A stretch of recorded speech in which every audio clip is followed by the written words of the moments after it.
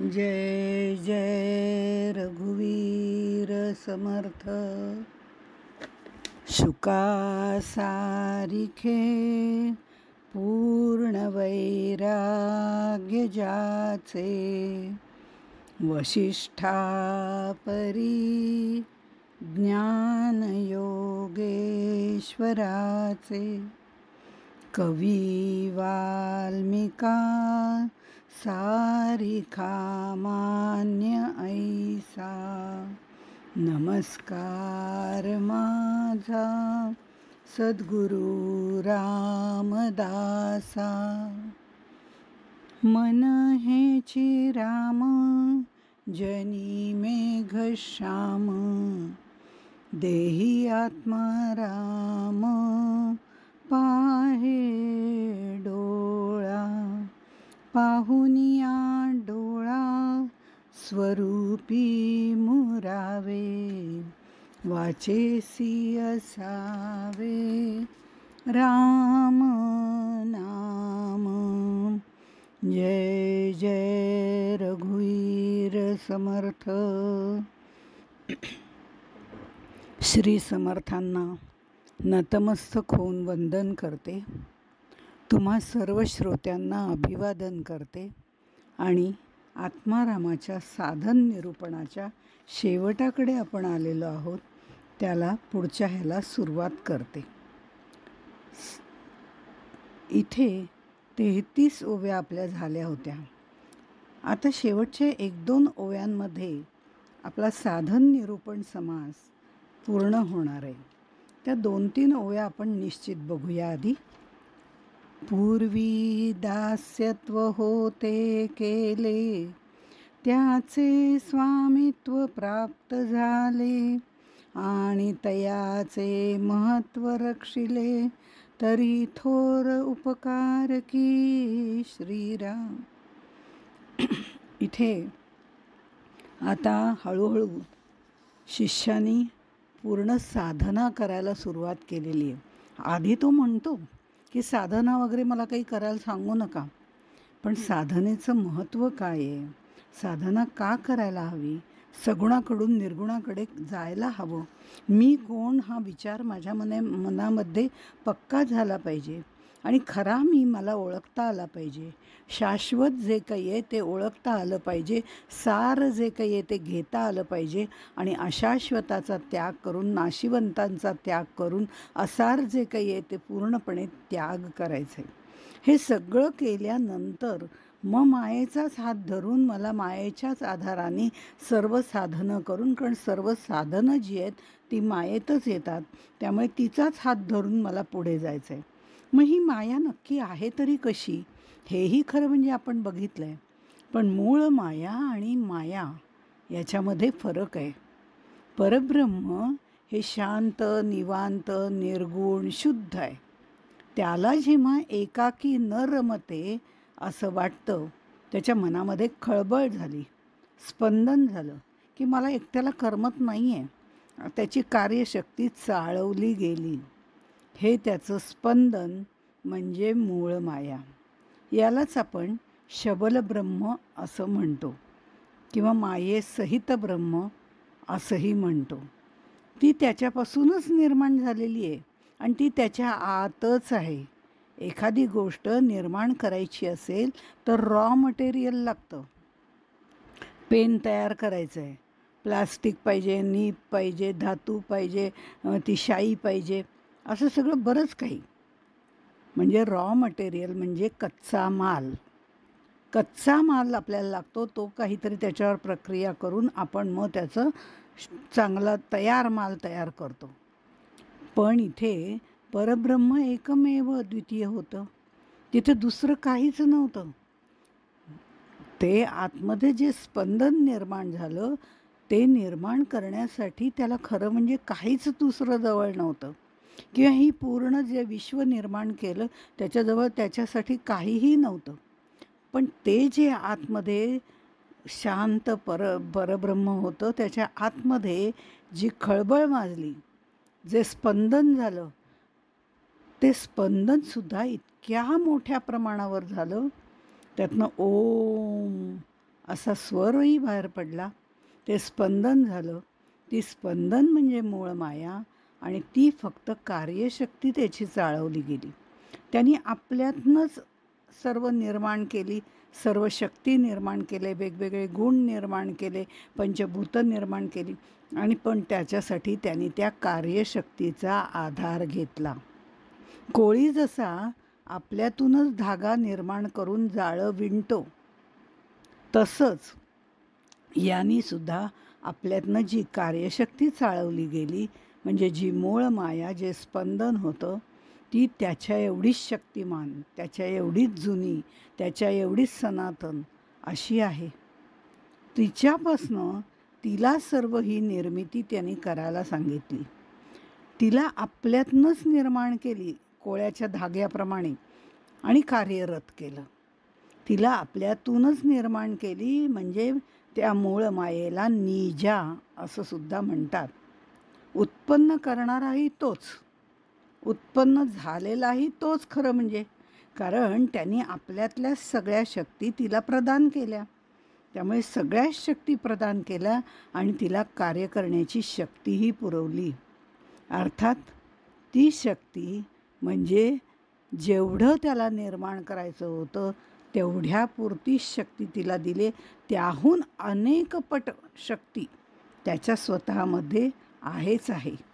पण ते या सगळ्याच्यात उत्पन्न करणाराही तो, उत्पन्न झालेलाही तोच, म्हणजे शक्तीसुद्धा तेच, म्हणजे उपादान कारणही तेच, उत्पन्न कारणही तेच आणि निमित्त कारणही तोच. जसं कुंभार मडकी बनवतो तेव्हा माती हे रॉ मटेरियल असतं, म्हणजे उपादान कारण, रॉ मटेरियल उपादान कारण. माती जी आहे ती उपादान कारण आहे आणि त्याच्यापासून उत्पन्न होणारं काय आहे, मडकं जे आहे, माठ म्हणा, मडकं म्हणा, हे जे निर्माण होतं ते उत्पन्न कारण. आणि निमित्त कारण कोण आहे, तर कुंभार ते तयार करतो म्हणून तो निमित्त कारण. पण इथे काय झालं आहे, उपादान कारण त्यांनी आपल्यातनंच शक्ती निर्माण केल्या, तोच आहे. रॉ मटेरियल निर्माण करणारा तोच आहे. उत्पन्न कारण जे काही ब्रह्मांड निर्माण केलं ते त्याचंच रूप आहे, फक्त नामरूप धारण केलेलं आहे. आणि हे करणारा कोण आहे, तोच आहे. म्हणजे उपादान कारण, उत्पन्न कारण, निमित्त कारण तोच आहे. तसंच आपण आत्तापर्यंत म्हणत आलो की एकाच नाण्याच्या दोन बाजू आहेत, एकाच नाण्याच्या दोन बाजू आहेत. कोणत्या, परब्रह्म आणि मूळ माया. एक छापा तर एक काटा. काटा म्हणजे आकडा, त्यावर काहीतरी आकडा असल्याशिवाय त्या नाण्याची किंमत ठरत नाही आणि त्यावर कुठलं तरी चिन्ह असल्याशिवाय ते कोणत्या देशाचं आहे ते कळत नाही. दोन्हीही आवश्यक आहे. म्हणजे परब्रह्म आणि माया हे छापा आणि काट्यासारखे असल्यामुळे दोघंही महत्त्वाची आहेत, दोन्हीही आवश्यक आहेत. त्याशिवाय त्या नाण्याला किंमत नाही. परब्रह्माच्या ज्ञानमय अंगाला परब्रह्म असं म्हणतात. म्हणजे जे परब्रह्म अनादि अनंत एकमेव अद्वितीय आहे, त्याच्या ज्ञानमय अंगाला परब्रह्म असं म्हणतात आणि दुसऱ्या अंगाला, शक्तिमय अंगाला मूळ माया असं म्हणतात. शक्तिमय अंगाला आपण नेहमी म्हणताना म्हणतो ज्ञानमय अंगाला परब्रह्म आणि शक्तिमय अंगाला माया. पण माया म्हणजे कोणती, शक्तिमय अंगाला मूळ माया म्हणतात. मूळ माया परब्रह्मा इतकीच अनादि अनंत आहे. परब्रह्माप्रमाणे मूळ मायेची सुद्धा 14 नावं दासबोधात आहेत. या मूळ मायेमध्ये सत्व, रज, तम हे गुण सुप्त अवस्थेत असतात. ते जेव्हा जागृत होतात तेव्हा ती गुणक्षोभिणी होते आणि ती निर्मिती करायला सुरुवात करते.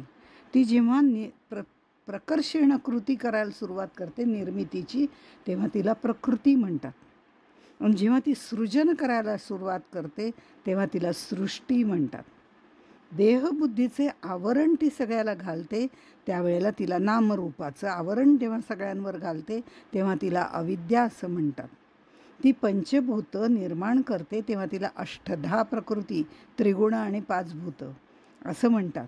ही तिची विविध नामरूपं घेऊन आपल्यासमोर ती येते. वेगवेगळ्या कार्यानुसार तिला वेगवेगळी नामं दिली जातात. तिला आपण माया म्हणतो. मग साधनही मायाच आहे. साधनाही मायाच आहे, करणाराही मायेमध्येच येतो. फक्त मूळ उगम जसा पवित्र असतो आणि नंतर प्रवाह दूषित होत जातो, तसा मूळ माया हा उगम आहे आणि त्या उगमाकडे आपल्याला जायचं आहे. ते शुद्ध आहे, ते परब्रह्मा इतकंच शुद्ध आहे. फक्त परब्रह्माच्या तुलनेत स्पंदन असल्यामुळे शबल शुद्ध आहे. बाकी सगळी माया आहे त्याच्या पुढची, गुणमाया, प्रकृती वगैरे. हे वायू जसा एकच आहे, पण आपण त्याला पंचप्राण, 5 उपप्राण अशी विभागणी करतो, ती त्याच्या कार्यावरनं करतो. तसंच मायेचं आहे. मुळात मूळ माया ही सुप्त स्वरूपात सर्व गुण धारण करणारीच आहे, परब्रह्मासारखीच आहे. ती जेव्हा ते सत्व रजतम गुण कमी जास्त प्रमाणामध्ये बाहेर टाकले जातात, त्याप्रमाणे सर्व गोष्टी घडत असतात. आपण सुद्धा बघा, शांत निवांत झोपलेलं असतो, सकाळी उठल्यावर कार्यरत होतो. पण झोपतो त्यावेळेला आपल्यातले सगळे सद्गुण दुर्गुण जे काय अस्तित्वात असतात ते सुप्त असतात. माणूस झोपलेला असताना त्यातले सद्गुण दुर्गुण आपल्याला काही नाही, तो शांत निवांत झोपलेला असतो. तसंच मूळ मायेमध्ये बीजरूपाने सद्गुण दुर्गुण त्रिगुण सर्व गोष्टी असतातच. आपण जेव्हा उठतो तेव्हा सकाळी कार्यरत होतो. तसंच हे सगळे गुण ज्या वेळेला त्या मूळ मायेला कार्यान्वित करायचं असतं त्यावेळेला ॲक्टिवेट होतात. आपण काही सगळे गुण एकदम वापरत नाही, वेगवेगळ्या वेळेला वेगवेगळे गुण वापरतो, उधळतो, सगळ्या गोष्टी आहेत. तसंच मायासुद्धा वेगवेगळ्या कार्यासाठी वेगवेगळे गुण वापरते, तेव्हा तिच्या कार्याप्रमाणे त्याला वेगवेगळी नावं दिली जातात. म्हणून अशी ही मूळ माया आहे. त्या मूळ मायेपर्यंत साधन करून जायचं आहे, साधनाच्या साह्याने जायचं आहे. आणि हे सगळं आता त्या शिष्याला परिपूर्णरित्या कळलेलं आहे. म्हणजे आत्मनिवेदनापर्यंत जायचं आहे. ऐक निवेदनाचे लक्षण देवासी व्हावे आपण, हे स्वसमर्पण करायचं आहे, हे त्याच्या मनाला आता पटलेलं आहे. आणि तो म्हणतो हे सगळं करणं आवश्यक आहे. आणि तो नवविधा भक्ती करायला सुरुवात करतो. अनेक प्रकारचं श्रवण करतो. श्रवणाचं श्रवण मनन निदिध्यासन या सगळ्या गोष्टी करून शेवटी ते आचरणात सुद्धा आणतो. नवविधा भक्ती कायिक वाचिक मानसिक आहेतच, पण ह्या सगळ्या करत असताना तो दास्यत्वापर्यंत जातो. पूर्वी दास्यत्व होते केले, त्याचे स्वामित्व प्राप्त झाले, आणि तयाचे महत्व रक्षिले, तरी थोर उपकार की श्रीराम. म्हणजे आता हे सगळं त्यांनी दास्यत्व समजले आणि वर्तले, त्याची भाग्य पुरुष झाले.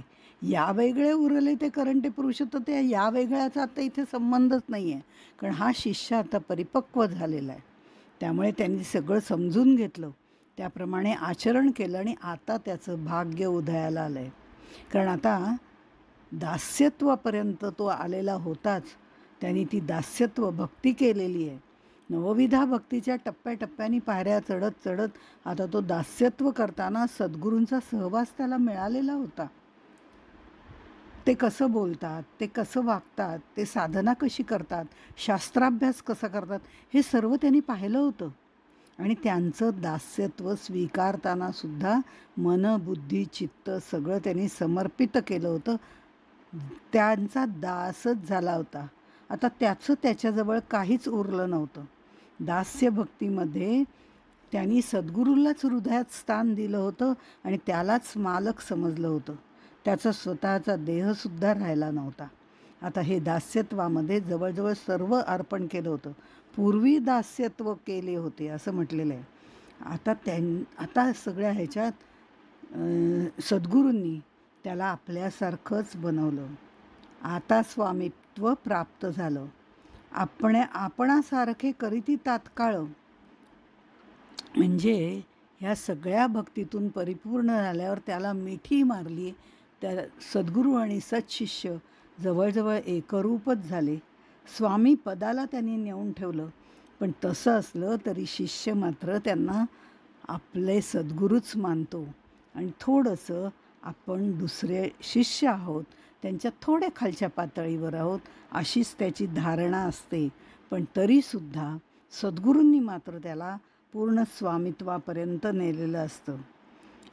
आत्तापर्यंत तो सांगत होता, म्हणजे आत्तापर्यंत तो काय म्हणत होता की हे माझे सद्गुरू आहेत, हे माझे सद्गुरू आहेत, मी त्यांचा शिष्य आहे. पण आता मी त्यांचा शिष्य आहे हे म्हणणं सोपं आहे, पण आता सद्गुरूंनीच सांगितलं की हा माझा शिष्य आहे, यात मोठेपण आहे. मी त्यांचा शिष्य आहे हे म्हणणं सोपं आहे, ते आपण सहज म्हणतो, पण खरंच आपण सत्शिष्य असतो का नाही याचा आपणच आपला विचार करायचा असतो.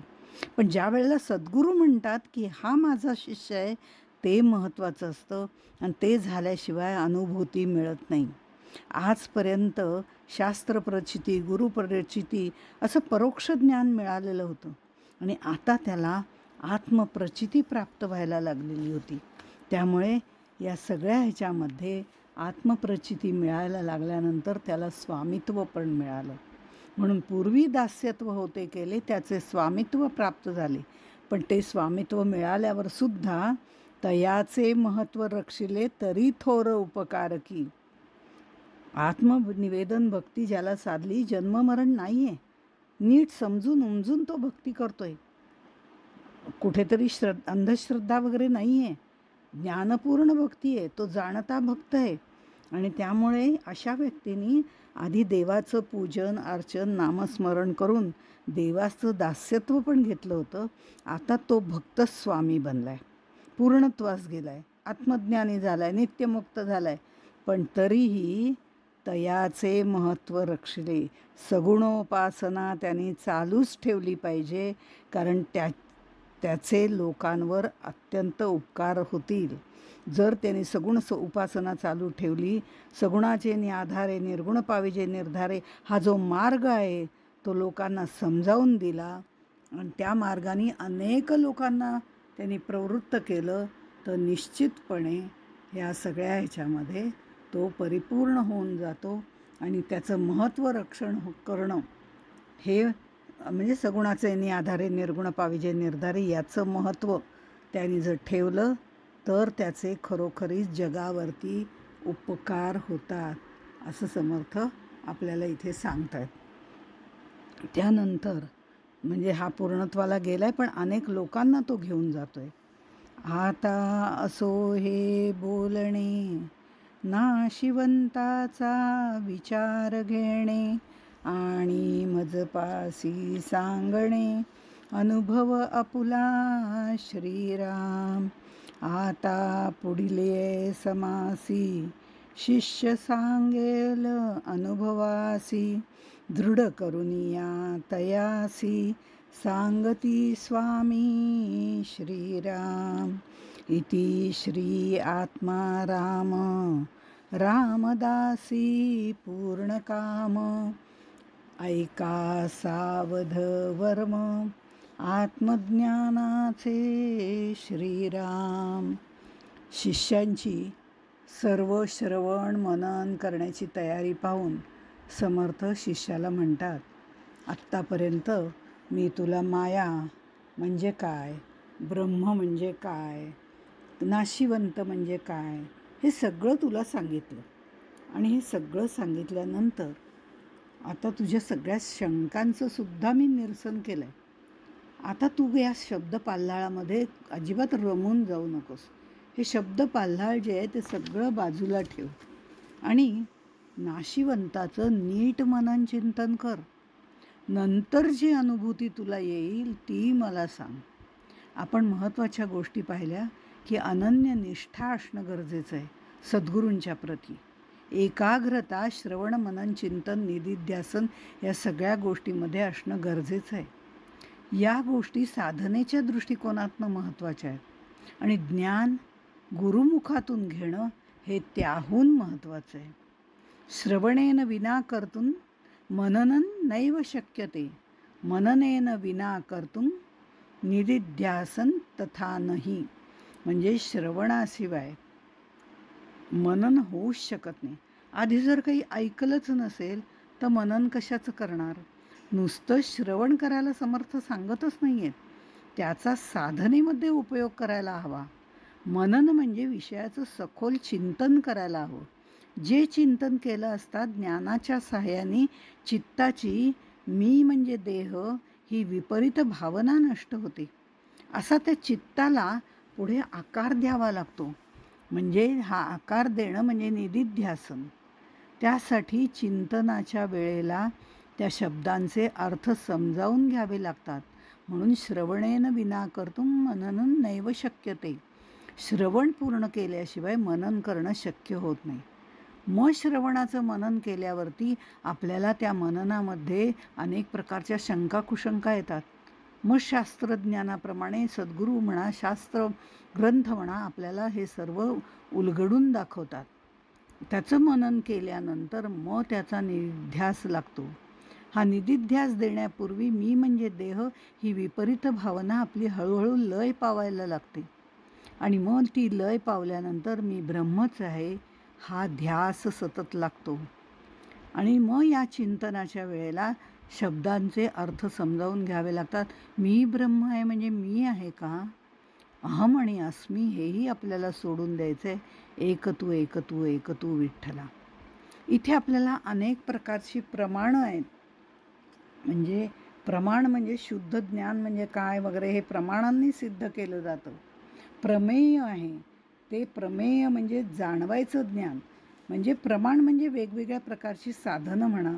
शुद्ध ज्ञानाचं साधन कोणतं आहे? मग ह्या प्रमाणाने शुद्ध ज्ञान आपल्याला मिळेल का? त्या प्रमाणाने मिळेल का?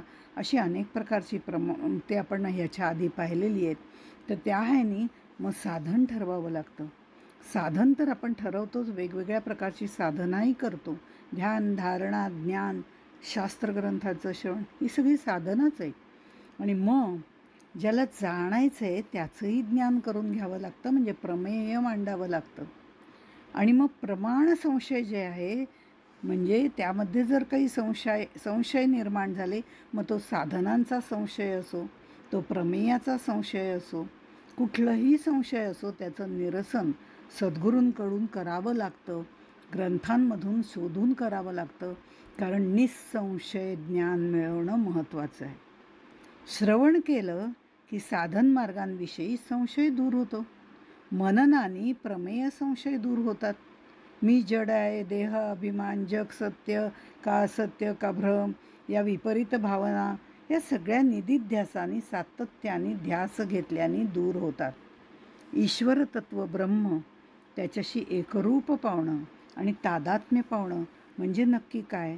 हाही फरक आपण याच्या आधी बघितलेला आहे की तादात्म्य पावणं वेगळं आणि एकरूप पावणं वेगळं. आणि हे सगळं झाल्यावर स्वरूपाचं दर्शन होतं. कर्म केलेची करावे, ध्यान धरलेची धरावे, विवरलेची विवरावे पुन्हा पुन्हा. याच्यात सातत्य असावं लागतं.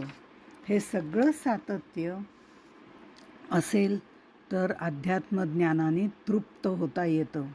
अध्यात्मज्ञानाने तृप्त व्हायचं असेल तर त्या ज्ञानाशी समरस होण्याचा प्रयत्न करावा लागतो. आणि आपण नेमकंच वेगळं करतो. देहबुद्धीच्या किनाऱ्यावर बसतो आणि तृप्त होण्याचा प्रयत्न करतो आणि आपण अतृप्तच राहतो. समुद्रात जर डुंबण्याचा आनंद घ्यायचा असेल तर नुसतं किनाऱ्यावर बसून तो कसा काय घेता येईल? त्या डुबक्याच माराव्या लागतात. त्या पाण्यात मिसळूनच जावं लागतं. काही वेळेला नाकातोंडात पाणी गेल्यावर हा हू करावं लागतं. पण या सगळ्या अडथळ्यांना दूर करावं लागतं. आणि मग नंतर आपल्याला कळतं की खाली जर बुडी मारायची असेल तर श्वासोच्छ्वास कसा बंद करून ठेवावा लागतो, जो वरती आल्यावरती मोकळेपणाने घेता येतो. म्हणजे हे जसं आपल्याला कळायला लागतं तसंच डुबक्या मारून पाण्यामध्ये मिसळायला लागतं. म्हणून म्हटलं की त्यावेळी येणाऱ्या अडीअडचणी पण आपल्याला सोडवाव्या लागतात आणि त्या बऱ्याच वेळा येतात. मग त्या साधनेतही येतात, ज्ञानातही येतात. आणि आत्मज्ञान प्राप्तीच्या वेळेला शून्याची गोष्ट तर आहेच आहे. तसंच आत्मज्ञानासाठी आहे. मन बुद्धी स्थिर करून त्याचं समर्पण करून आत्मनिवेदन केल्याशिवाय आत्मज्ञान होत नाही. नाशिवंत सर्व दिल्यावर काहीच खरं म्हणजे उरत नाही. म्हणजे कांद्याची पात नेहमी उदाहरण दिले जाते की कांदा आहे, एक एक एक एक एक एक एक एक वरचं काढत गेलं साल, तर आतमध्ये बघायला जावं तर काहीच उरत नाही. तसं निवेदन केल्याशिवाय आत्मज्ञान होत नाही. आणि नाशिवंत दिल्यावर हळूहळू नाशिवंताचे सगळे पदर उलगडत गेल्यानंतर तिथं काहीच उरत नाही. तेव्हा खरं म्हणजे द्वैत जाऊन अद्वैत प्राप्त होतं. मन हे सूक्ष्म जीव आणि स्थूल दृश्य यांना सोडणारा आणि जोडणारा दोन्ही दुवा आहे. म्हणजे कसं आहे की मन आहे म्हणून हे दृश्य आम्हाला जाणवतं आणि त्या दृश्यामध्ये आम्ही रमून जातो. मन आहे म्हणून हा सूक्ष्म जीव पण आहे आणि हे शक्तीचं माध्यम पण आहे. मन हे शक्तीचं माध्यम पण आहे. कारण मनाचा गुलाम असणारा शिष्य आता सद्गुरू कृपेमुळे आत्मबुद्धी प्राप्त करतो. करता भोगता या भावनेतून मुक्त होतो. मन एव मनुष्याणाम कारणम बंध मोक्षयो. आत्तापर्यंत बंधनात होता, पण आता ते बंधन त्याचं सुटलेलं आहे. पण काय आहे, बंधन सुटलं याचा अर्थ मोक्ष प्राप्त झालेला नाही आहे. मोक्ष प्राप्त होणं, बंधन हे सुद्धा सापेक्ष आहे. मोक्ष आणि बंधन हे सापेक्ष आहे. तर त्याप्रमाणे जर बंधन सोडून मोक्ष मिळाला आहे तर त्यात सापेक्षता आहे. पण मोक्ष म्हणजे सगळ्या वासना, कामना, भावना ह्या सगळ्या गळून पडणं आहे. सगळ्यामध्ये राहून सगळ्याचा आनंद घेऊन त्याच्यामधली आसक्ती दूर होणं आहे. आणि मग या सद्गुरू कृपेने त्या मनाचा गुलाम असणारा शिष्य आत्मबुद्धी प्राप्त करतो. करता भोगता या भावनेतून सुटतो, मुक्त होतो. आणि हे करता भोगता या भावनेतनं मुक्त होणं म्हणजे मोक्ष आहे. शिष्याचा आग्रह संपला, त्याचा संग्रहही संपला आणि आता मायेतून तो मोकळा झाला. मग गुरुकृपा होते. आपले दागिने आपण बँकेच्या लॉकरमध्ये ठेवतो, ते आपलेच असतात. फक्त आपली किल्ली लावून तो लॉकर उघडता येत नाही. ते ब्रँच मॅनेजरची किल्ली पण त्याला लावावी लागते की नाही, तेव्हा तो लॉकर उघडतो. आपली वासनामुक्तीची आणि उत्कट भक्तीची किल्ली आणि दुसरी सद्गुरू कृपेची किल्ली लावली की स्वस्वरूपाचा लॉकर उघडतो. असं झाल्यावर आता मात्र शिष्याला हळूहळू अनुभूती यायला लागलेली आहे. आणि ती अनुभूती यायला सुरुवात झाली आहे. त्याच्यावर सद्गुरूंची कृपा आहे. सद्गुरूंनी त्याचा हात पकडलेला आहे. अहम अस्मीमधला अहम अस्मी गळून पडायला लागलेला आहे आणि आता त्याला आत्मानुभूती येणार आहे. आणि ही आत्मानुभूती आल्यानंतर शिष्याला सद्गुरू असं म्हणतात, आता पुढील ये समासी शिष्य सांगेल अनुभवासी, दृढ करुनिया तयासी सांगती स्वामी श्रीराम. मजपासी सांगणे अनुभव आपुला. आता शिष्या, अरे तुला काय अनुभव येतोय तोही तू मला सांग. मी माझे अनुभव आत्तापर्यंत तुला गाईडलाईन म्हणून दिले होते. आता तुझाही अनुभव तू सांग, कारण तूही आता माझ्याशी एकरूपच होणार आहेस. अशा तऱ्हेने ह्या स्वानुभवापर्यंत सर्व साधना करत करत आता अनुभूती घेणारा शिष्य जो आहे तो पुढच्या ह्याच्यामध्ये त्याचं स्वानुभव आपल्या सर्वांना सांगणार आहे. आणि तशी आज्ञा त्याला स्वामींनी केलेली आहे. त्यामुळे तो अनुभव तो आपल्याला सांगेल. ते स्वानुभव निरूपण हे प्रकरण आपण पुढच्या वेळे बघणार आहोत. तोपर्यंत इथेच थांबू. जय जय रघुवीर समर्थ.